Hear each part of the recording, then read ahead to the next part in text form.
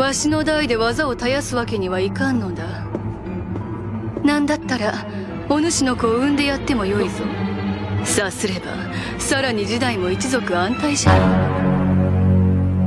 Cerita anime dengan MC Hoki yang dipaksa untuk menanam benih kepada seorang MILF Slebeu ini dimulai dengan diperlihatkannya sama Kyoda. Awalnya sih pembicara mereka ini itu berfokus kepada sebuah semacam grafiti berbentuk manusia ya, yang entah mengapa kini tersebar ke seluruh antero Jepang. Sampai pembicaraan mereka pun beralih kepada Kaname yang merasa bingung gitu, kok ini Hamada tiba-tiba saja mengirimkan sebuah link game yang bernama Darwin's Game ya. Kyoda yang mengetahui akan hal tersebut pun tentu dong berusaha untuk mencegah Kaname guna mengklik link tersebut. Namun karena hal itulah membuat Kaname ini semakin penasaran akan link game yang diberikan Hamada kepada dirinya. Tapi ketika Kaname mengklik link game tersebut,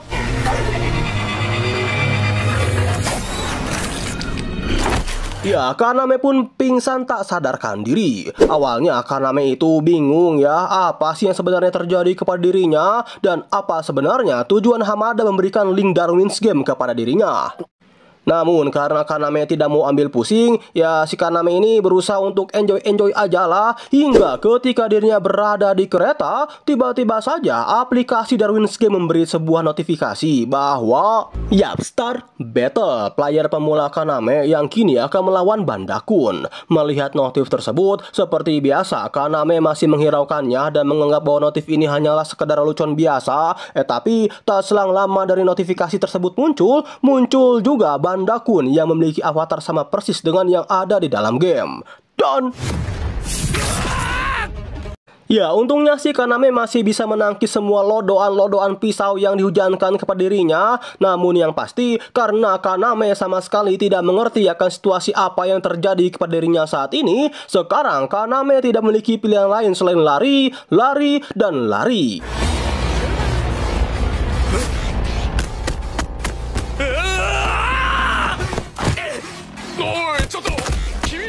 Kenapa Kaname gak minta tolong ke polisi aja, Bang? Polisi? Ya sebenarnya sih udah, tapi ya gak di sini, gak di sana, sama-sama gak guna ya. Cuma maksud aing itu di sini itu yang di dunia ya, bukan di Indonesia. Kayaknya sih gitu. Tapi Kaname yang kini benar-benar sudah terpojok dan sudah pasrah akan takdirnya,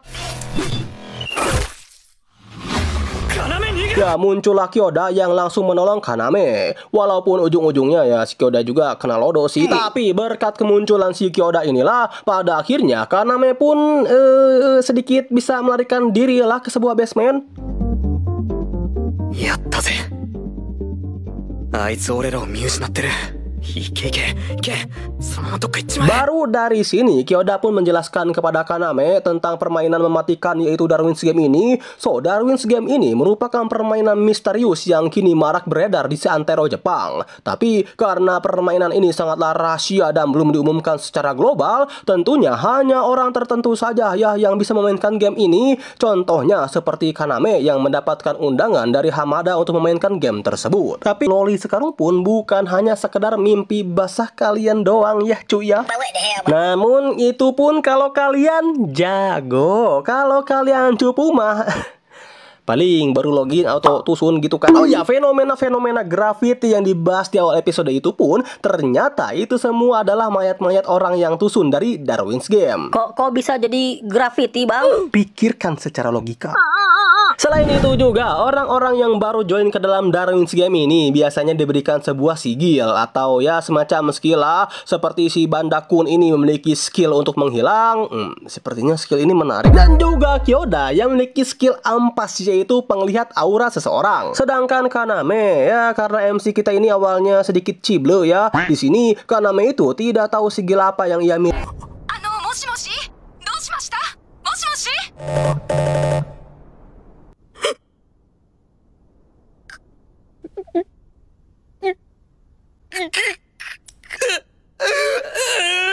Ya, Kyoda pun tusun juga. Oh ya, yang hampir lupa. Jadi di dalam Darwin's Game ini juga memiliki beberapa klan ya teman-teman. Seperti klan boxing yang dipimpin oleh seorang ranker peringkat 3 bernama Berginikov Alex. Alex aja lah yang sebutnya, sampai klan paling bengis yang tak segan-segan untuk membantai seluruh musuhnya dengan brutal bernama klan Ice yang dipimpin oleh sesosok pranker kelas A bernama One.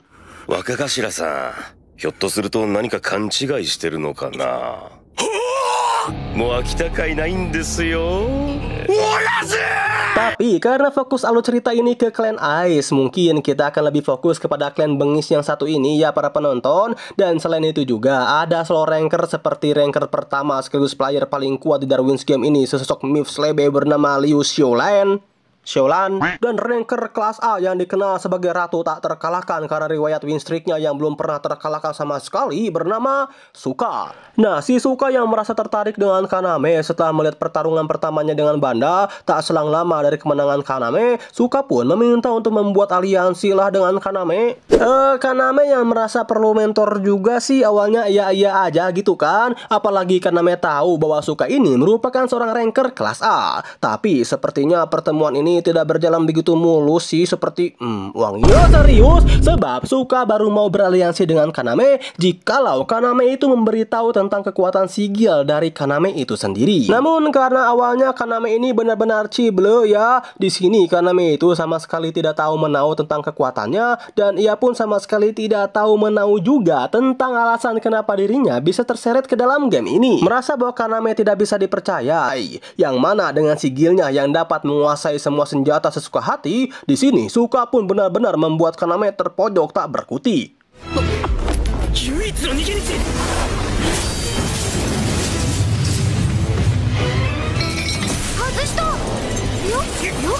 Sadar bahwa jika tidak menggunakan sigilnya Kaname bisa tewas kapan saja, maka dengan fokus dan Cerit, keluar yang putih-putih, maksudnya itu fokus. Perlahan tapi pasti Kaname pun berhasil mengeluarkan sigilnya tersebut. Yang mana sigil dari Kaname ini adalah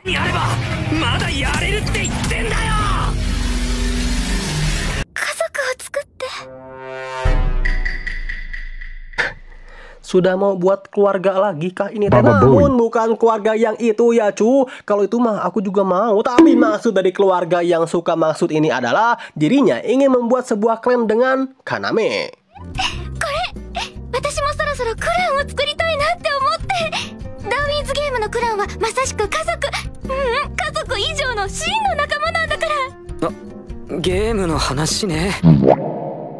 Tapi karena Kaname ini masih player baru dan ranknya pun masih berrank D, maka selama Kaname berproses, Suka akan terus membantu Kaname untuk mencapai rank A agar dirinya bisa membuat klan bersama dengan Kaname. Karena dimana selain sang pemenang bisa mendapatkan banyak poin, sang pemenang dari event tersebut pun memiliki hak istimewa untuk bertemu dengan GM secara langsung. Enggak langsung juga sih. And ya, setelah Kaname mendapatkan notifikasi tersebut, Kaname dan Suka pun memutuskan untuk mereset tempat event ini terjadi, yaitu dengan cara mereka berdua yang akan berkencan sembari mengitari seluruh kota. Yang tentu berkencan dengan wanita sekawai dan sewangi seperti Suka ini. Kaname membuat jiwa jombloku semakin ingin mencari doji. Maksudnya itu semakin meronta-ronta ya para emblo-emblo sekalian. Tapi ketika Kaname ini tengah asik-asiknya beruuan dengan Suka, tiba-tiba saja muncullah 超能力者に変えてしまうシギルっていうシステムじゃないか。あんたが須藤要で間違いねえみたいだな。ちょっと面貸せよ。 Ya, muncullah sesosok pria berambut blonde sekaligus player dari Darwin's Game yang merasa penasaran banget gitu akan rumor Kaname yang sudah mengalahkan Suka sang ratu kegelapan. Yang oleh sebab itu, demi membayar rasa penasarannya tersebut, Inukai pun memutuskan untuk mengajak Kaname duel secara langsung. Sedikit fun fact aja bro, jadi ada cara lain untuk membuat musuh kalian itu mati tanpa menyentuh ya, yaitu hancurkan saja handphonenya. Dimana jika handphone milik lawan hancur dalam pertandingan, maka sang lawan pun akan otomatis menjadi Lego. Tapi tak lama dari kemenangan Kaname, event pemburuan harta karun pun dimulai ke tempat yang berbeda-beda. Jadi event ini tuh semacam battle royale ya, dimana para player diharuskan mengumpulkan 3 gelang dari berbagai macam jenis batu permata seperti ruby, diamond, sampai sapphire. Yang tentunya ketika event selesai, gelang-gelang tersebut pun bisa ditukarkan juga ya ke dalam poin. Tapi hal yang penting dari event ini adalah jika player tidak bisa mengumpulkan 3 gelang sampai event berakhir, maka player tersebut akan auto menjadi Lego. Ya, karena event ini dilaksanakan di Shibuya, tempat kekuasaan dari klan S, tentunya One pun juga terseret dong ya ke dalam event ini, yang mana baru saja event ini dimulai, One sudah berhasil mendapatkan 1 korban.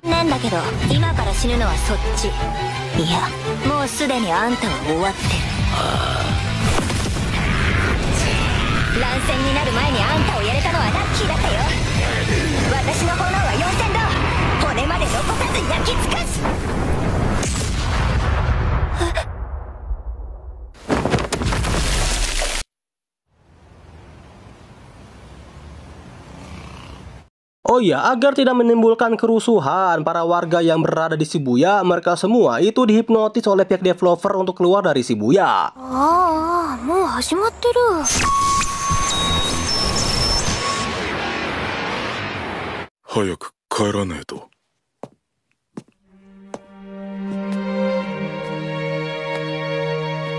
Nah, untuk Kaname sendiri, kini kita diperlihatkan Kaname yang ditransfer ke sebuah hotel, di mana hotel ini itu ya banyak sekali player-player yang tusun ya, cu.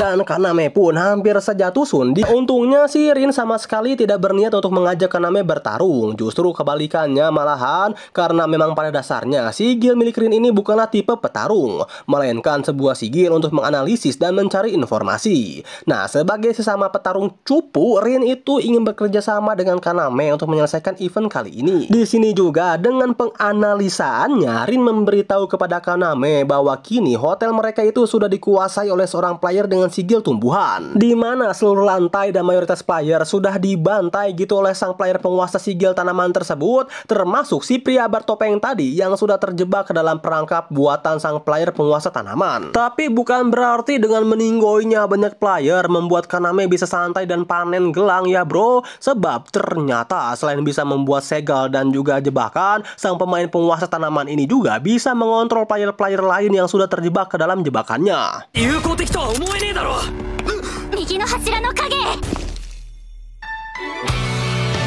Wah, sadar akan bahaya tersebut, Kaname dan Rin pun tidak memiliki pilihan lain selain kabur menghindari serangan-serangan tersebut. Tapi kaburnya mereka berdua ini bukanlah kabur seperti para krocok-krocok Wontoru ya teman-teman, di mana di sini mereka berdua itu membuat sebuah rencana yang mana Rin akan mengalihkan perhatian dari para krocok.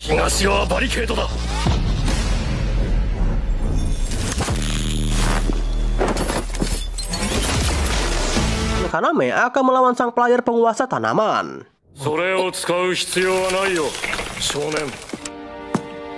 Tapi ya itu cu, walaupun kini Kaname tinggal melawan sang last boss saja, namun karena sang penguasa bunga atau kita panggil saja Jajang Lodo ini memiliki sebuah armor yang lebih keras dari baja, auto modar lah ini si Kaname.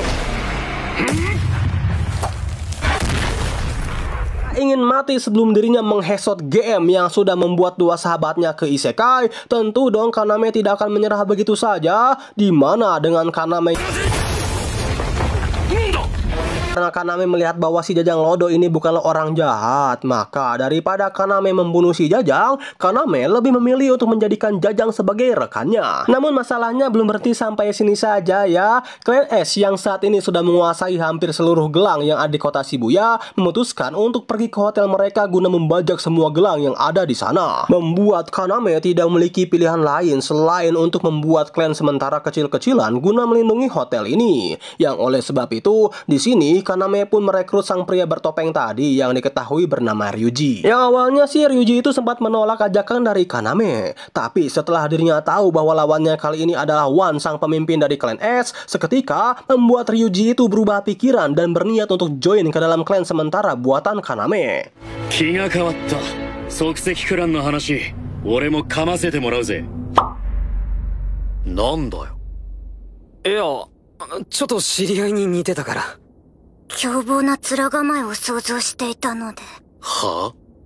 Sedangkan di sisi Suka, kini kita diperlihatkan Suka yang tengah kesusahan ya melawan sesosok bocil kematian yang diketahui bernama Sui. Sebenarnya si Sui ini memiliki dua kepribadian. Kepribadian versi wanitanya memiliki kekuatan es, sedangkan kepribadian versi cowoknya memiliki kekuatan air. Yang dengan dua kombinasi tersebut serta medan yang mendukung, Sui pun berhasil menenggelamkan Suka dengan begitu mudah.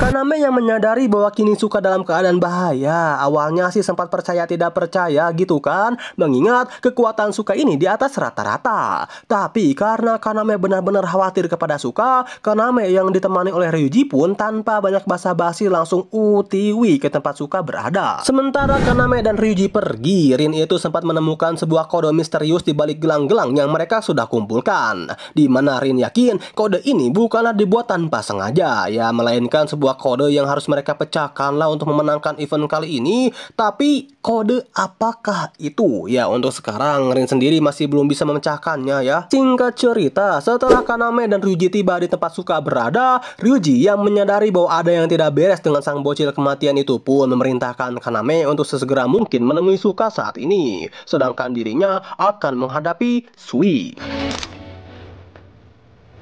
さてガキ、お前さっき一つ嘘をつきやがったな。洗いざらい喋ってもらうぞ。脅かすだけにしとくか。なんだこの氷は。くそ、待ちやがれガキ。 Yang untungnya si Kaname berhasil menemukan Suka ya di detik-detik sebelum Suka ini meninggoy. Tapi bukan di sini bro keuntungan yang sebenarnya, melainkan Shika.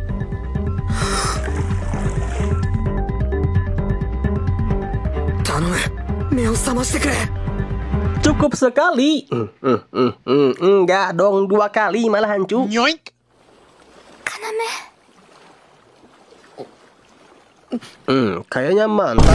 Ya, setelah Kaname yang berhasil menyelamatkan Suka, maka tak lama dari itu mereka semua pun berhasil membekuk si Sui. の話は分かったけど、謝れば私が許してくれると思ったの？いえ、でも私あんなひどいことしちゃったし、とにかく謝りたくて。 Yang sebenarnya sih kepribadian Sui versi cewek ini sangat lemah lembut dan tidak ingin menyakiti orang lain ya. Tapi Sui versi cowok inilah yang barbar, brutal, dan tidak segan-segan untuk membunuh orang lain cuman untuk tujuan mereka ini bisa tercapai. Namun ya karena berkas Sui ini suka bisa bersilaturahmi bibir dengan Kaname, maka alih-alih mengirim mereka berdua ke isekai, justru Suka malah sangat berterima kasih kepada Sui dan mengajaknya untuk join ke dalam klan mereka. Sedangkan di hotel kini kita diperlihatkan klan S yang sudah mulai bergerak dan benar-benar mengepung seluruh hotel tersebut. ホテルの奴ら反撃してこねえな。多分罠張って引きこもりですよ。俺ちょっと行ってきますね。 Bang, kok si Wannya nggak ikut ke hotel, Bang?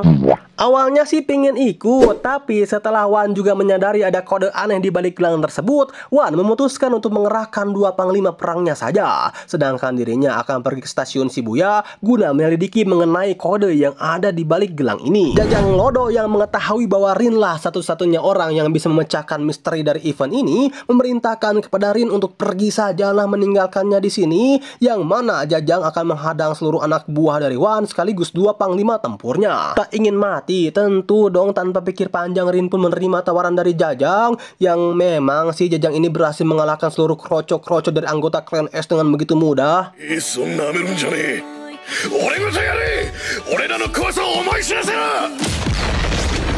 Tapi ketika Jajang kini berhadapan dengan 2 panglima tempur yang dimiliki oleh Wan, Jajang benar-benar kewalahan. Enggak kewalahan lagi bro, malahan dibuat tidak berdaya cu ini si Jajang.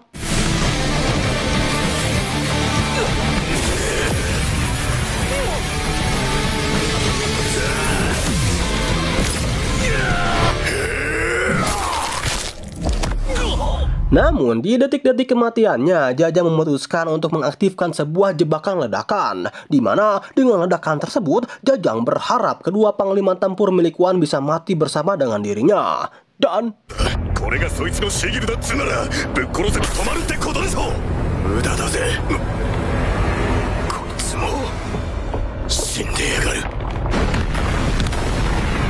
Sedangkan di sisi Rin, kini kita diperlihatkan Rin yang diam-diam menyelundup ke stasiun Shibuya guna memecahkan kode yang ada di balik gelang tersebut. Tapi belum sempat Rin menemukan solusi dari kode itu, Rin malah ketahuan dan berakhir tertangkap oleh Wan.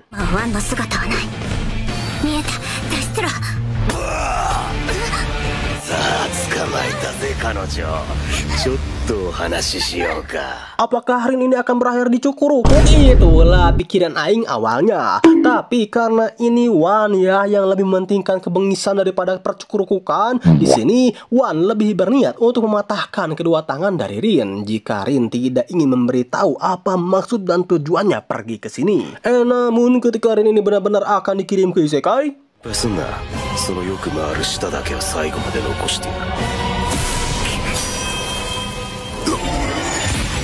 ya, untungnya muncullah Kaname berserta seluruh barudaknya yang langsung menyelamatkan Rin. Nah, sementara Kaname, Ryuji, dan Suka akan bertarung melawan Wan dan juga para anak buahnya, Kaname meminta kepada Rin untuk mencari sebuah tempat yang sepi untuk memecahkan kode dari gelang tersebut.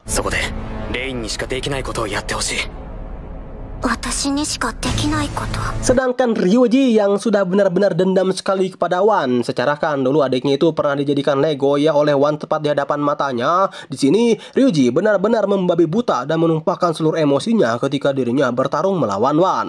Tapi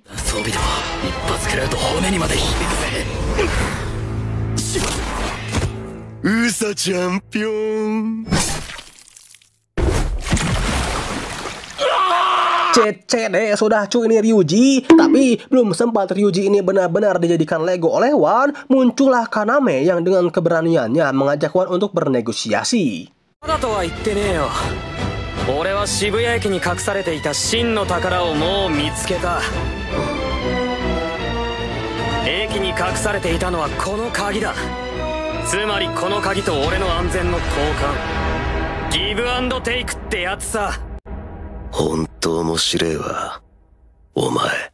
Di mana Kaname berjanji kepada Wan akan memberikan kunci berangkas yang diduga sebagai sebuah kunci untuk membuka harta yang sebenarnya dari event ini, asalkan Wan bisa menjamin keselamatan mereka semua. Awalnya sih Wan menolak tawaran dari Kaname sebab di klan S pun tidak mengenal sama sekali negosiasi. Bagi mereka, selagi mereka bisa membunuh lawannya dan mengambil semua yang mereka punya, itu saja sudah cukup kok. Namun karena Kaname ini memiliki skill negosiasi yang di atas rata-rata, pada akhirnya Wan pun mulai mengurungkan niatnya untuk membunuh mereka semua dan memutuskan untuk mempercayai semua perkataan dari Kaname. Tanpa Wan sadari, sebenarnya ketika mereka semua bertarung, Rin dengan kemampuan analisisnya yang begitu GG berhasil memecahkan semua kode-kode tersebut. Di mana misteri dari event ini adalah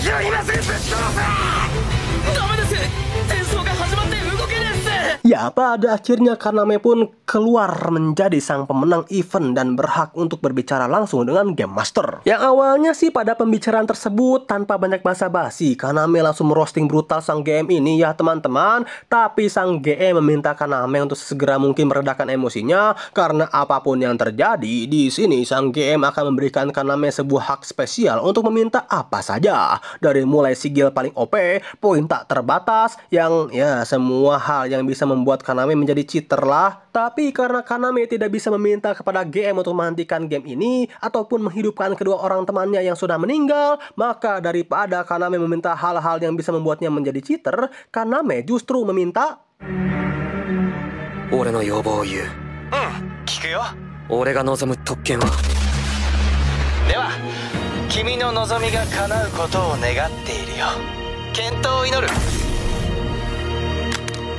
Ya, di sini masih belum diberitahu ya apa keinginan istimewa dari Kaname, tapi yang pasti setelah peperangannya melawan klan S berakhir, demi memperkuat lagi daya tempur mereka, Kaname pun memutuskan untuk membuat klan yang berisikan Kaname sebagai ketua, Suka sebagai wakil, Ryuji sebagai frontliner, Ren sebagai analisis, dan Sui berperan sebagai support. Plus Kaname pun memutuskan untuk membuat aliansi dengan klan boxing yang dipimpin oleh Alex sang ranker peringkat 3. Oh ya, tangan dari Ryuji ini juga berhasil disembuhkan kembali ya berkat istri dari Alex yang diketahui bernama Kaede. Nah, sebenarnya Alex itu mau-mau aja menerima permintaan aliansi dengan Kaname, tapi dengan satu syarat. Apakah kekuatan Kaname itu patut diakui atau tidak? Yang oleh sebab itu, demi membuktikan hal tersebut, kini kita diperlihatkan Kaname yang akan berduel secara langsung dengan Alex. Ikuze!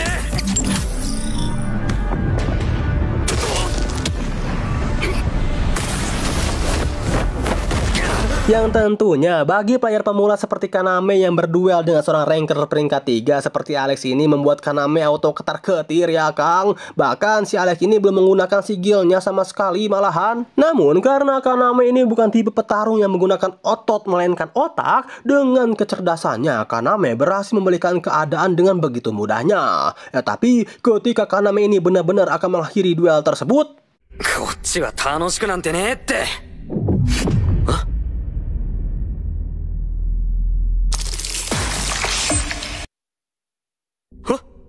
ya muncullah sang ranker peringkat pertama yaitu Suelan. Yang mana tujuan Suelan datang ke tempat ini itu bukanlah tanpa alasan ya bro, melainkan Suelan berniat untuk menculik Kaname. Untuk apa? Ya denger aja sama kalian. そろそろ我が一族の後継者が欲しいと思っておったところでな。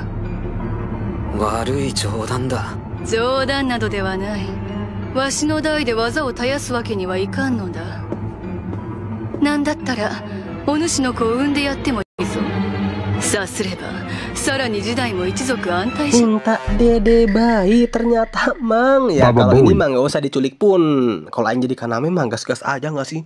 Namun tentunya Suka yang mengetahui bahwa ayangnya ini sudah diculik oleh seorang wanita brut-brut tentu tidak akan tinggal diam dong ya. Dimana dengan seluruh anggota klan Sunset Ravens di sini, Suka pun langsung mengejar Kaname yang kini berada di dalam mobil milik Suelan. Nah, Kaname yang menyadari akan hal ini pun membuat taruhanlah dengan Suelan, yang mana taruhannya itu adalah jika teman-temannya berhasil mengejar mobil mereka dan menyelamatkan Kaname dari Suelan, maka Suelan harus join ke dalam klannya. Tapi jika mereka gagal, maka Kaname siap jika Suelan ingin mengandung anaknya. Suelan yang melihat kepercayaan diri dari calon suaminya ini pun tentu dong tanpa banyak basa-basi langsung menerima penawaran dari Kaname. Ya meskipun Suka emang cukup sulit sih untuk menyelamatkan Kaname, apalagi di sana ada ranker peringkat pertama. Tapi daripada buruk ayangnya dilahap oleh orang lain, meskipun harus bersusah payah, Suka berhasil menyelamatkan Kaname dari genggaman Suelan. Kecewa dikit aing, maka だが協力しないというわけではない。わしらをお主のクランサンセットレーベンズに入れよ。わしを使いこなせる男が近くで見定めてやろう。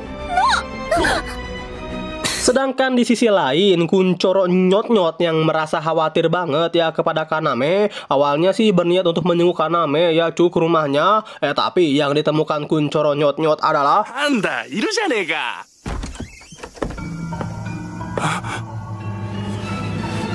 Sudo Kaname-kun no otomodachi da yo ne.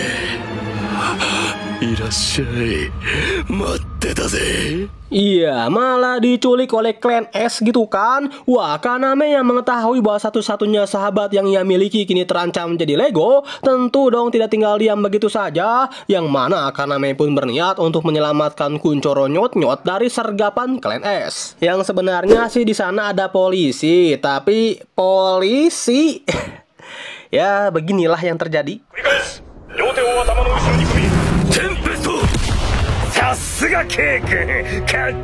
Sedangkan Wan yang disebutkan membantai para polisi, Kaname diam-diam memberikan sebuah ponsel kepada Kuncoro Nyot-Nyot agar si Nyot-Nyot ini juga bisa masuk ke dalam Darwin's Game dan memiliki kekuatan sama seperti dirinya. Ya walaupun si Kuncoro ini nampak kebingungan, tapi setelah Kuncoro mengklik link tersebut menggunakan lidahnya,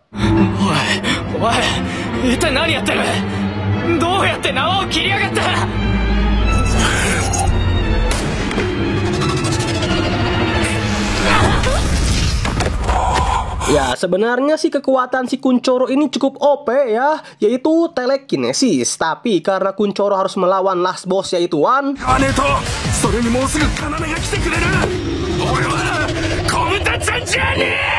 maka ketika Kaname tiba di tempat Wan, Kaname hanya menemukan Masaka. Yose!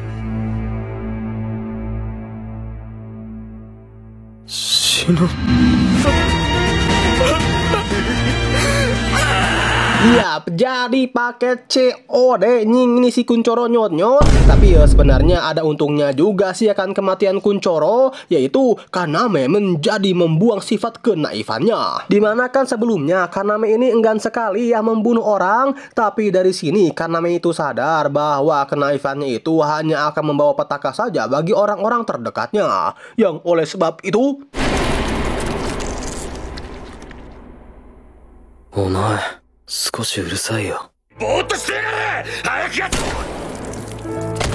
なあ、いちいち騒がないと銃も撃てない決まりでもあるわけ。lah, jadi badas gini cu. Tapi perang ini belum berhenti sampai sini saja ya. Jika si Wan Toru ini benar-benar belum pergi ke Isekai, yang mana kali ini Wan akan melawan musuh yang setara dengan dirinya, yang siapa lagi kalau bukan Suka. おもちゃに過ぎるんだぞ一瞬でしろお前ワンパターンなんだよな。なん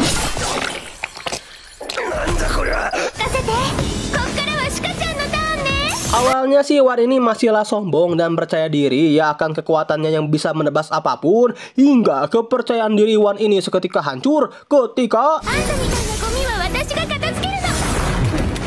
お前のシギルは雑魚すぎるんだっつうの鎖の次はお前刻むぜあれ今なんて言ったの？一体どこに話しかけてるのかにゃ？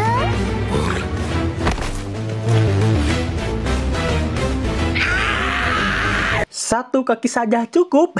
Tidak dong, sebab まずはあの女の背面2メートルに飛び落下士官で連続発動の隙をかまそんでもって背後から刻むぜ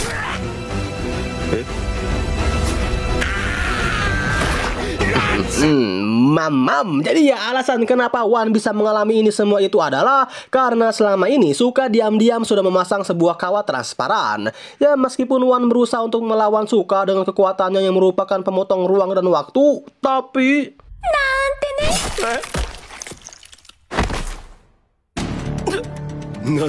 panik sudah kau DN. Ya karena kini Wan benar-benar terpojok dan Kaname pun berhasil mengalahkan Wan, maka pada akhirnya nasib Wan pun hanya bisa menangis, dan menangis meratapi kekalahannya tersebut.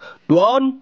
よう新しい王様処刑される王様から一つアドバイスだ毒虫一匹潰したぐらいで安心するんじゃねえぞお前の周りにはこれからも死体が転がり続けるからなねえ